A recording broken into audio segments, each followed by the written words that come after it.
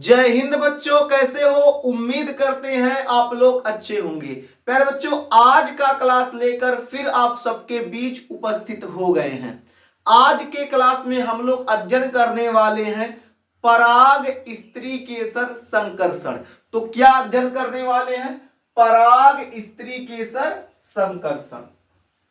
इससे पहले आपको परागण पढ़ा दिया गया है। यदि आप लोग परागण का क्लास नहीं देखे हैं तो परागण पूरा 2 क्लास में संपन्न हुआ है, यानी 2 क्लास परागण का लग चुका है। यदि आप लोगों ने क्लास नहीं देखा है तो चैनल के प्लेलिस्ट में जाके वहां से आप लोग आसानी से क्लास देख सकते हैं। अब इस क्लास में अगर हम लोग बात करें पराग स्त्री केसर संकर्षण में, तो देखिए जो पराग कोश होता है, पराग कोश में पराग कणों का निर्माण होता है। अब यही पराग कण जब वर्तिकाग्र तक पहुंच जाते हैं तो इसी क्रिया को हम लोग क्या कहते हैं? परागण कहते हैं। तो जो पराग कोश है उस पराग कोश में पराग कण का निर्माण हुआ। ये पराग कण वर्तिकाग्र तक पहुंचा तो परागण हुआ। लेकिन ये इतना आसान भी नहीं है। ऐसे नहीं कि किसी भी पादप का परागकण किसी भी पुष्प के वर्तिकाग्र में पहुंच जाए, परागण क्रिया संपन्न हो जाएगा। ऐसा बिल्कुल नहीं है मेरे देश के नौजवान, ऐसा बिल्कुल भी नहीं है। इसमें भी कुछ कंडीशन है, कुछ बातें हैं जिसको आपको समझना बहुत जरूरी है। यानी आज के क्लास में इन्हीं बातों पर हम लोग क्या करेंगे? चर्चा करेंगे कि ये क्रिया होती कैसी है।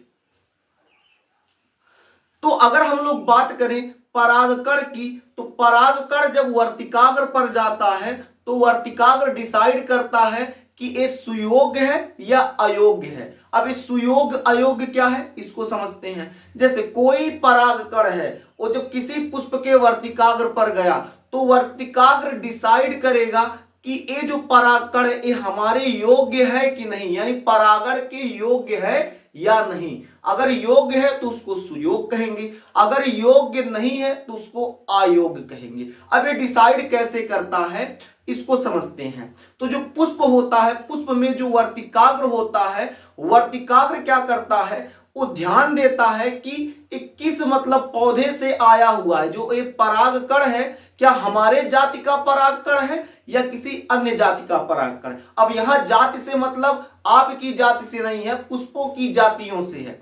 जैसे जो वर्तिकाग्र होगा वो पहले देखेगा ये जो परागकण है ये हमारे जाति का है किसी अन्य पुष्प के जाति का। जैसे गुड़हल का वर्तिकाग्र है तो गुड़हल के परागकणों का इंतजार करता है। तो जब गुड़हल का परागकण जो है गुड़हल के वर्तिकाग्र पे चला जाएगा तो गुड़हल खुश हो जाएगा, बहारो फूल बरसाओ मेरे महबूब आए हैं। तो जो गुड़हल का परागकण जब गुड़हल के वर्तिकाग्र पे चल जाएगा तो वहां पर परागण क्रिया संपन्न हो जाए, क्योंकि वो उसके सुयोग्य होगा, यानी उसके योग्य होगा और परागण क्रिया हो जाएगा और आगे का भी उनका जो प्रोसेस है वो प्रोसेस होता रहेगा। लेकिन किसी अन्य पादप का परागकण, जैसे मान लो कंडेल का परागकण है तो आप देहाते में कंडैला कहते हैं, तो कंडैला का परागकण है, अब गुड़हल के वर्तिकाग्र पर चला गया तो वो डिसाइड करेगा वर्तिकाग्र कि क्या ये हमारे योग्य है कि नहीं है। तो वर्तिकाग्र और परागकण के बीच क्या होता है? बातचीत शुरू हो जाता है। यानी जो वर्तिकाग्र होता है और परागकण होता है उनके बीच बातचीत शुरू हो जाता है, यानी संवाद शुरू हो जाता है इनके बीच। अब इनके बीच संवाद कैसे होता है, बातचीत कैसे होता है? तो इनके बीच जो संवाद होता है वो रासायनिक माध्यम से होता है। इनके पास मुख थोड़ी ना कि अपन बतियाए और भाई क्या हाल है तुम्हारा, अपना हाल बताओ, ऐसा बिल्कुल नहीं है। इनके बीच क्या होता है? रासायनिक वार्तालाप होता है, रासायनिक संवाद होता है।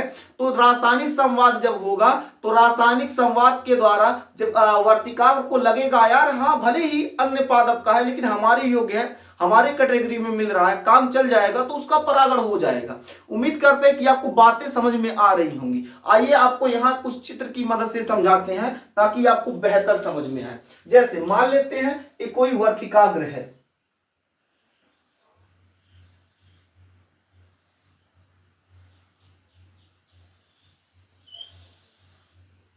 एक और बना देते हैं ताकि आपको अच्छे से समझ में आ जाए।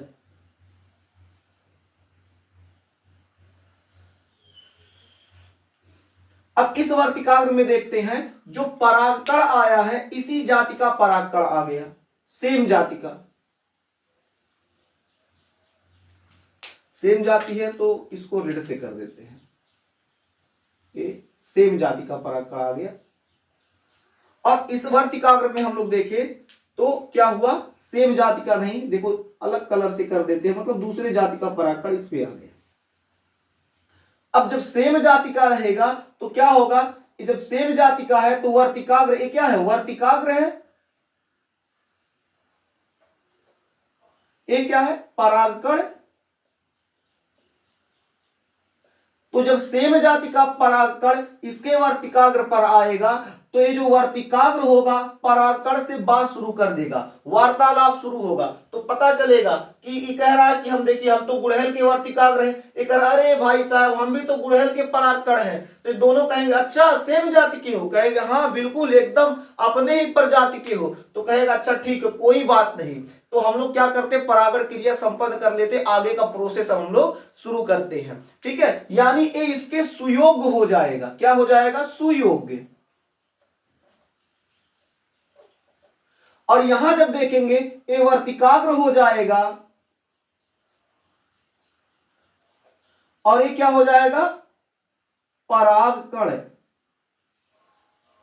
अब जब इन दोनों में बातचीत शुरू होगा, इन दोनों में संवाद शुरू होगा, तो संवाद के द्वारा अगर क्या हुआ, इस परागकण का जो लक्षण है इस वर्तिकाग्र से मैच किया, मतलब इनका बातचीत ठीक ठाक रहा, तो इनमें कुछ लक्षण मिल रहे हैं, इनमें कुछ गुण मिल रहे हैं, तो क्या करेगा, कहेगा ठीक है कोई बात नहीं, तुम अलग पादप के परागकण हो लेकिन कोई बात नहीं, अगर मिल रहा है हमारा लक्षण, हमारा विचार मिल रहा है तो हम लोग क्या कर लेते हैं, परागण कर लेते हैं, तो उसके लिए वो सुयोग हो जाएगा। लेकिन लेकिन लेकिन अगर ये परागकण अन्य पादप का है और इनका विचार मिल नहीं रहा है, विचार जब हो रहा था संवाद में बाबू झगड़ा हो गया, तो ये क्या होगा, कहेगा नहीं नहीं तुम हमारे योग्य नहीं हो, यानी ये अयोग्य हो जाएगा।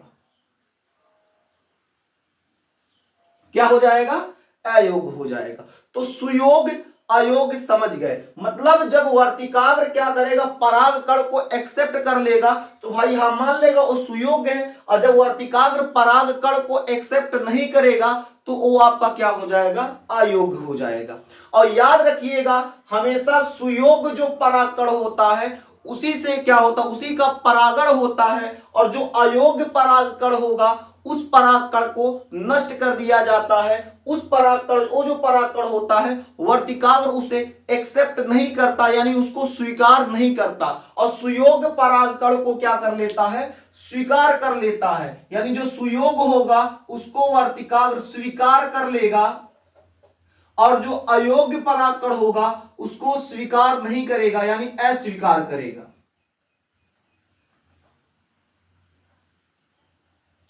क्या करेगा, अस्वीकार कर लेगा। अब ये जो स्वीकार करना या अस्वीकार करना ये किसके द्वारा डिसाइड हो रहा है, तो देखिए डिसाइड कैसे हुआ, तो इनके वार्तालाप से, यानी संवाद से, बातचीत से। तो लिख लें इनमें रासायनिक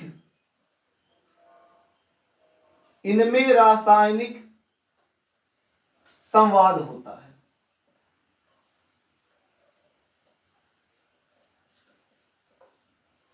इनमें क्या होता है, रासायनिक संवाद होता है।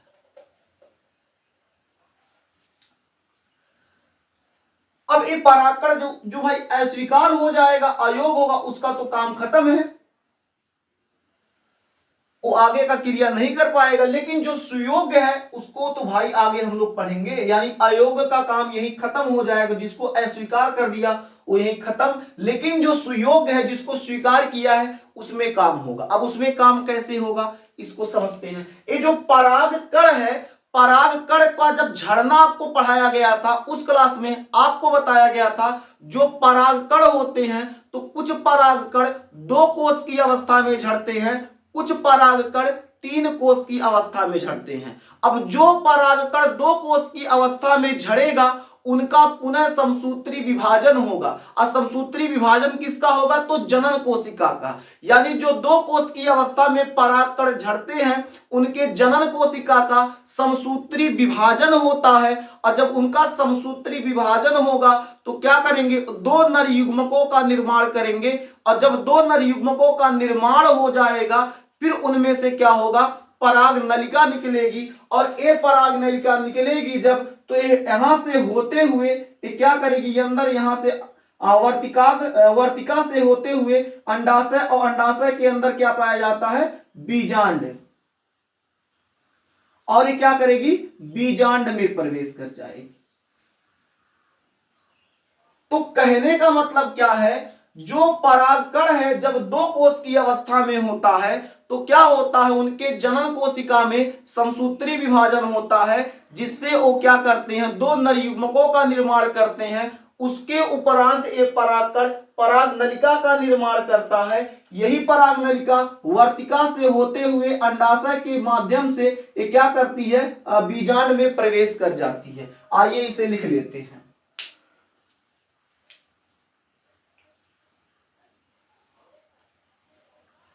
तो क्या लिखेंगे?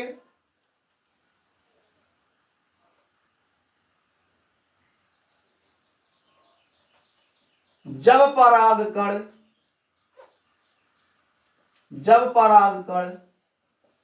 दो कोश की अवस्था,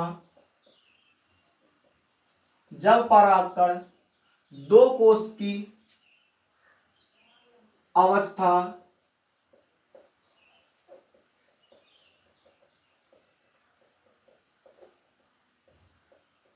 में झड़ता है तो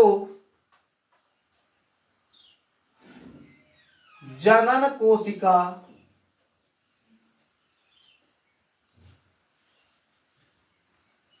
का समसूत्री विभाजन, जनन कोशिका का क्या होता है? समसूत्री विभाजन होता है, जिसके फलस्वरूप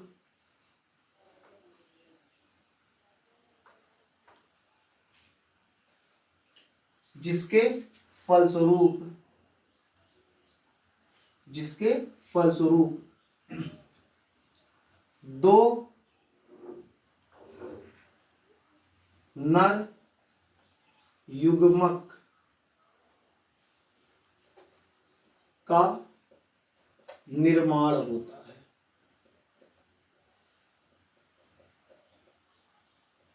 दो नर युग्मक का क्या होता है? निर्माण होता है। लेकिन जब तीन कोश की अवस्था में झड़ेंगे तो पहले से भाई देखिए, जब दो कोश की अवस्था में झड़े तो दो नर युग्मक का निर्माण हुआ, तीन कोश की अवस्था हो गई। लेकिन जब तीन कोश की अवस्था में जो परागकण झड़ते हैं उनमें कोई क्रिया नहीं होती, डायरेक्ट वो क्या करते हैं? पराग नलिका का निर्माण करते हैं। और वो पराग नलिका यहीं से होते होते किसमें प्रवेश कर जाती है? बीजांड में। यानी हम लोग क्या लिख सकते हैं? जब परागकण तीन कोश की अवस्था, जब परागकण तीन कोश की अवस्था में झड़ता है, जब परागकण तीन कोश की अवस्था में झड़ता है, जब परागकण तीन कोश की अवस्था में झड़ता है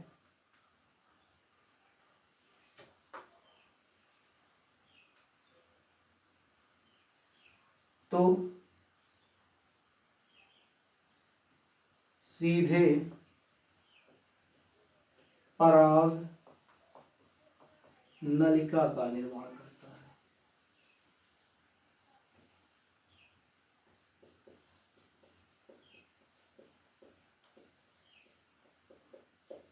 लेकिन अभी आपको बताया जब दो कोश की अवस्था में झड़ेगा तो क्या होगा? पहले उसके जनन कोशिका का समसूत्री विभाजन होगा। विभाजन के बाद फिर क्या होगा? दो नर युग्मक बनेंगे, उसके बाद पराग नलिका का निर्माण करेगा। और ये पराग नलिका क्या होगी? सीधे किसमें प्रवेश करेगी? वर्तिकाग्र से होते होते कहां आएगी? बीजांड में प्रवेश करती है। तो लिख लें, ए पराग नलिका, ए पराग नलिका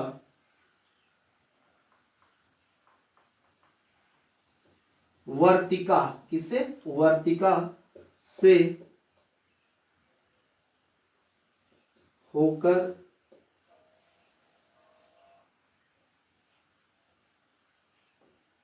अंडाशय तक पहुंचती है,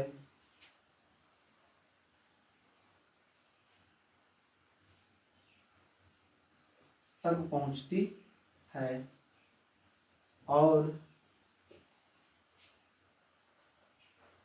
बीजांड में प्रवेश करती है।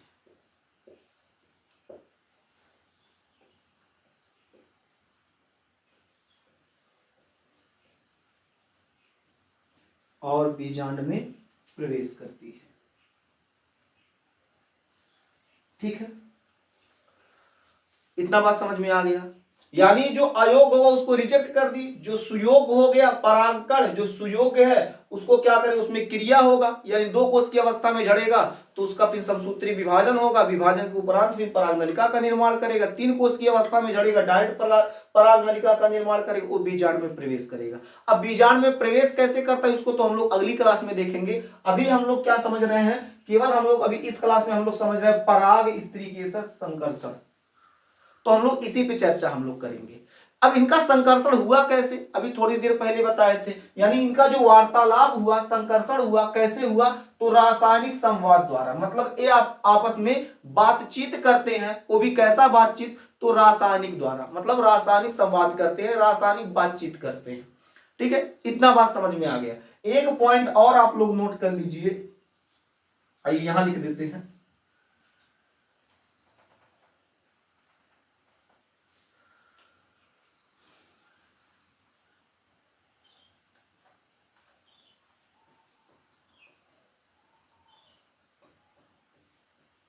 पराग स्त्रीकेसर संकर्षण, पराग स्त्रीकेसर संकर्षण गतिज प्रक्रम है या प्रक्रम है। ठीक है, कैसा है, तो गतिज प्रक्रम है।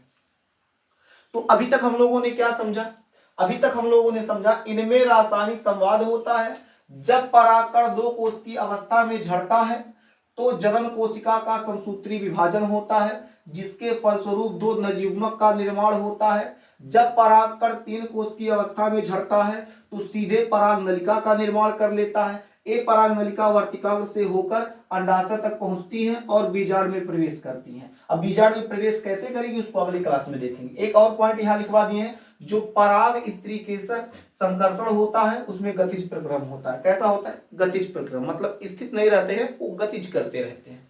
ठीक है, इसके अलावा आपको स्टार्टिंग में ही पढ़ा दिए थे, ये जो वर्तिकाग्र होता है उस पे जब परागकण आता है, अगर क्या होता है उसके सुयोग्य है तो उसको स्वीकार करेगा, उसके अयोग्य है तो उसको अस्वीकार करेगा। जब स्वीकार करेगा तभी ये क्रिया होगी, अस्वीकार करेगा तो इसमें कोई क्रिया नहीं होगी, कोई पराग नलिका का निर्माण नहीं होगा, वहीं वो नष्ट हो जाएगा।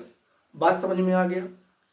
तो अगर समझ में आ गया है तो इसको नोट कर लीजिए। फिर मिलेंगे आपसे अगले क्लास में, तब तक के लिए जय हिंद।